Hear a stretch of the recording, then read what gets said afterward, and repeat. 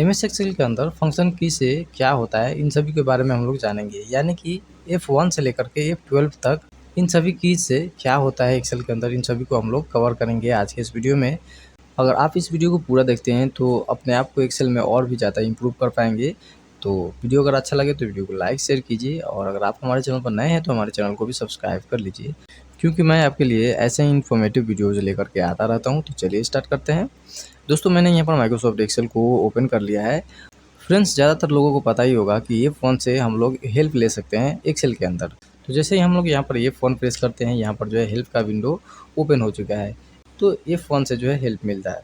अब आते हैं, बात कर लेते हैं F2 से क्या होता है। तो जैसे कि मान लीजिए मैं यहाँ पर आता हूँ B2 में, और यहाँ पर मैं एक नाम देता हूँ जैसे कि जय, उसके बाद यहाँ पर देता हूँ आकाश।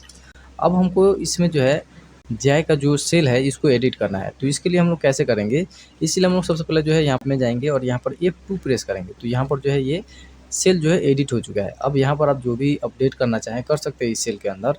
तो जैसे मैं यहाँ पर देता हूँ जय इन्फो और टैब प्रेस करते हैं। तो F2 से जो है हम लोग किसी भी सेल को एडिट करते हैं। आई होप कि इसको समझ चुके होंगे। चलिए आगे बढ़ते हैं और यहाँ पर F3 से क्या होता है इसके बारे में जान लेते हैं। तो F3 से क्या होता है इसको समझने से पहले हम लोग यहाँ पर एक चीज़ करेंगे। जैसे कि मैं इस यहाँ पर इन सभी रेंज को सेलेक्ट कर लेता हूँ इस तरह से, और उसके बाद यहाँ पर आते हैं फॉर्मूला में, और यहाँ पर आपको एक ऑप्शन मिलेगा डिफाइन नेम का। इसमें अगर हम लोग जाते हैं तो यहाँ पर एक नया विंडो जो है ओपन हुआ है, डायलॉग बॉक्स, और यहाँ पर नेम पूछ रहा है। तो यहाँ पर हम लोग नेम जो दे रहे हैं, यहाँ पर जो एरिया हम लोगों ने सेलेक्ट किया है इसका हम लोग नाम यहाँ पर देने वाले हैं। तो मैं यहाँ पर जो है एक नाम दे देता हूँ जैसे कि जय इन्फो। अब यहाँ पर ओके करके यहाँ पर सेव कर लेते हैं। अब मान लीजिए हम लोग ने इसमें कुछ नंबर्स दे दिए, जैसे कि इसमें हम लोग देते हैं 23, इसमें 22। तो इसी तरह से हम लोगों ने यहाँ पर कुछ नंबर्स ले लिए हैं। अब हम लोग आते हैं इस सेल में, और यहाँ पर हम लोग एक फार्मूला इस्तेमाल करेंगे जैसे कि is equal to some, bracket open करते हैं और यहाँ पर हम लोग देते हैं जय इन्फो। तो मैं यहाँ पर जैसे ही जय इन्फो देता हूँ, यहाँ पर देख रहे हैं कि ये जो एरिया है यहाँ पर पूरा सिलेक्टेड है। इसके बाद जैसे ही हम लोगों ने ब्रैकेट क्लोज करके एंटर प्रेस किया, यहाँ पर आप देख पा रहे होंगे टोटल अमाउंट जो है यहाँ पर कैलकुलेट होकर के आ चुका है। तो अब हम लोग यहाँ पर F3 प्रेस करते हैं। तो देखिए, तो ये जो हम लोगों ने नेम क्रिएट किए हैं जय इन्फो नाम से, इस डायलॉग बॉक्स को ओपन करने के लिए हम लोग F3 का इस्तेमाल करते हैं। अब यहाँ पर जान लेते हैं कि F4 से क्या होता है। तो दोस्तों, F4 से जो है हम लोग किसी भी लास्ट एक्शन को रिपीट कर सकते हैं। जैसे कि मान लीजिए मैं इसको यहाँ से बोल्ड कर लेता हूँ और इसका साइज़ जो है इंक्रीज़ कर लेता हूँ। तो ये जो हम लोगों ने एक्शन किया है इसी चीज़ को हम लोग इसके ऊपर अप्लाई करेंगे। तो यहाँ पर F4 प्रेस करेंगे तो सेम अप्लाई जो है यहाँ पर हो जाएगा। यानी कि हम लोगों ने जो लास्ट में एक्शन किया है इसका साइज़ इंक्रीज़ किया है। तो सेम इसी तरह से जो है जितना साइज़ इसका है उतना ही साइज़ इसका भी आ चुका है। यहाँ पर आप देख पा होंगे दोनों का साइज़ जो है सेम है। अगर हम लोग इसको बोल्ड करते हैं केवल, और उसके बाद हम लोग इस सेल पे आते हैं और यहाँ पर आने के बाद हम लोग F4 प्रेस करते हैं, तो सेम एक्शन जो है यहाँ पर भी हो चुका है। ये देख पा रहे होंगे कि यहाँ पर 23 जो है यहाँ पर बोल्ड हो चुका है। तो F4 से जो है कोई भी एक्शन जो हम लोगों ने पहले किए हैं प्रीवियस एक्शन, उसको जो है F4 से रिपीट कर सकते हैं। चलिए आगे बढ़ते हैं और यहाँ पर हम लोग जान लेते हैं A5 से क्या होता है। तो दोस्तों, यहाँ पर A5 से जानने से पहले आपसे एक रिक्वेस्ट है कि अगर वीडियो को अभी तक लाइक नहीं किए तो दोस्तों वीडियो को जरूर लाइक कर लीजिए। चलिए आगे बढ़ते हैं। तो F2 से जो है हम लोग गो टू डायलॉग बॉक्स को ओपन करके हम लोग कोई भी प्रेफरेंस दे सकते हैं। जैसे कि मान लीजिए हमको जाना हो C90 जो सेल नंबर है उस पर, तो यहाँ पर हम लोग टाइप करेंगे C90 और उसके बाद जो है ओके करेंगे। तो डायरेक्ट जो है हम लोग C90 जो यहाँ पर सेल है इसके ऊपर में हम लोग आ चुके हैं। तो इस तरह से हम लोग F5 फंक्शन की का इस्तेमाल कर सकते हैं गो टू डायलॉग बॉक्स को ओपन करने के लिए। वापस आते हैं कंट्रोल होम प्रेस करके। तो दोस्तों, F5 से जो है हम लोग गो टू डायलॉग बॉक्स को ओपन करते हैं। चलिए अब जान लेते हैं कि F6 से क्या होता है। तो अगर हम लोग F6 प्रेस करते हैं एक्सेल के अंदर, तो यहाँ पर आप देख पा रहे होंगे कि यहाँ पर रिबन जो है नेविगेट कर सकते हैं। रिबन के अंदर जो टैब है, इन सभी टैब के ऊपर में यहाँ पर आप देख पा होंगे कुछ लेटर्स आ चुके हैं। जैसे कि यहाँ पर आप देख पा होंगे फाइल के ऊपर में है F, एच होम के ऊपर में है H, और यहाँ पर डेटा के ऊपर में है A। अगर हमको जाना है रिव्यू में, तो यहाँ पर हम लोग अगर R प्रेस करते हैं कीबोर्ड से, तो हम लोग रिव्यू टैब में जो है चले जाएंगे। देखिए यहाँ पर आ चुके हैं। तो F6 से जो है हम लोग किसी भी टैब में जाने के लिए माउस का हेल्प बिना लिए जा सकते हैं। अब जान लेते हैं F7 से क्या होता है। तो F7 से जो है हम लोग स्पेलिंग चेक करते हैं DOG, और यहाँ पर लिखता हूँ DOJ।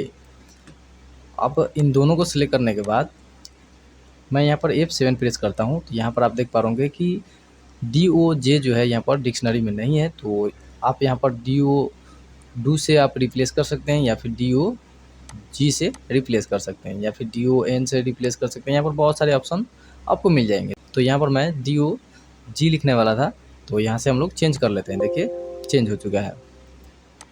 तो एक्सेल के अंदर F7 से जो है स्पेलिंग चेक होता है। चलिए आज जान लेते हैं F8 से क्या होता है। तो F8 से जो है हम लोग मल्टीपल सिलेक्शंस कर सकते हैं सेल्स का। तो जैसे कि मैं यहाँ पर F8 प्रेस करता हूँ, अगर आप बिना माउस का सहायता लिए सेल को इस तरह से सिलेक्ट करना चाहते हैं तो कैसे करेंगे, इसके लिए हम लोग यहाँ पर F8 का इस्तेमाल करते हैं। तो मैं यहाँ पर जैसे कि मैं मान लीजिए मैं इस सेल में आता हूँ और यहाँ पर मैं F8 प्रेस कर लेता हूँ। अब मैं अपने एरो की सहायता से जितना भी सिलेक्शन करना चाहूँ यहाँ पर कर सकता हूँ। तो इस तरह से सिलेक्शन कर सकते हैं। अब जान लेते हैं कि हम लोग F9 से क्या कर सकते हैं एक्सेल के अंदर। मैं यहाँ पर इन सभी का जो है साइज इंक्रीज ज़रा कर लेता हूँ इस तरह से। अब यहाँ पर आप देख पा रहे कि इस सेल में जाते हैं तो यहाँ पर जो है एक फार्मूला लगा हुआ है। अब इन सभी को सिलेक्ट करने के बाद यहाँ पर हम लोग सम कर लेते हैं। यहाँ पर सम कर लिए, यहाँ पर 91 आया। तो यहाँ पर भी आप देख पा रहे कि एक फार्मूला यहाँ पर लग चुका है। अब यहाँ पर आप देख पा रहे कि 91 है टोटल, और यहाँ पर एक फार्मूला लगा हुआ है इस सेल के अंदर। अगर हम लोग इस सेल को सिलेक्ट करते हैं और फार्मूला में जो भी यहाँ पर फार्मूला है इसको सिलेक्ट कर लेते हैं, और यहाँ पर हम लोग F9 प्रेस करेंगे, तो यहाँ पर जो भी यहाँ पर फार्मूला लगा हुआ था यहाँ पर रिमूव हो चुका है। और जो अमाउंट था, यानी कि जो भी फार्मूला से रिजल्ट था वो रिजल्ट सेम टू सेम वैसा ही है, लेकिन फार्मूला जो है यहाँ पर हट चुका है।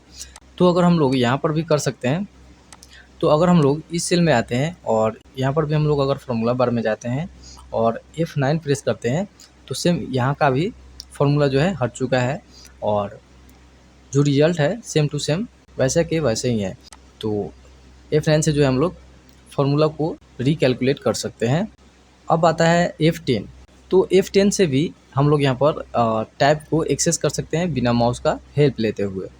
अगर हमको जाना है इंसर्ट टैब में, तो यहाँ पर हम लोग प्रेस करेंगे N। देखिए यहाँ पर N है, तो अगर हम लोग यहाँ पर N प्रेस करते हैं तो हम लोग इंसर्ट टैब में आ चुके हैं।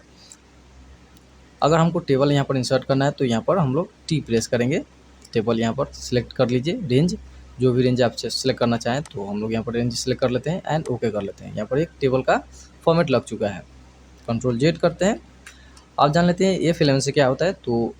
तो F11 से जो है हम लोग चार्ट क्रिएट कर सकते हैं क्विकली।